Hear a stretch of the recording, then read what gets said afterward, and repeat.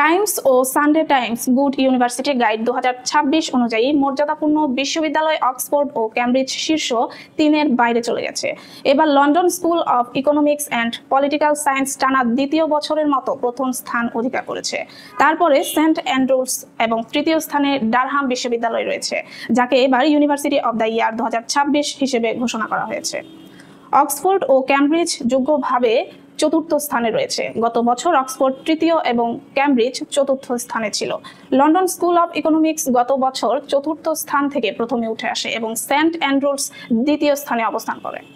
Times গাইডের সম্পাদক Helen Davies বলেন, ডারহাম বিশ্ববিদ্যালয় 1 বছরে 2 ধাপ এগিয়ে শীর্ষ 10-এ পৌঁছেছে, যা শিক্ষণ মান এবং শিক্ষার্থীর অভিজ্ঞতার উন্নতির প্রতিফলন। নতুন তালিকায় অন্যান্য বিশ্ববিদ্যালয়গুলোর মধ্যে Imperial College London, Bath, Warwick, University College London এবং ব্রিস্টল বিশ্ববিদ্যালয় রয়েছে। ডারহাম বিশ্ববিদ্যালয়ের উপাচার্য অধ্যাপক ক্যারেন বলেন, বিশ্ববিদ্যালয়টি পড়াশোনার জন্য একটি চমৎকার স্থান, যেখানে প্রতিটি শিক্ষার্থী বিকশিত হতে পারে এবং তাদের সাবেক শিক্ষার্থীরা প্রমাণ করে যে গ্র্যাজুয়েটদের জন্য অসাধারণ ক্যারিয়ার অপেক্ষা করছে।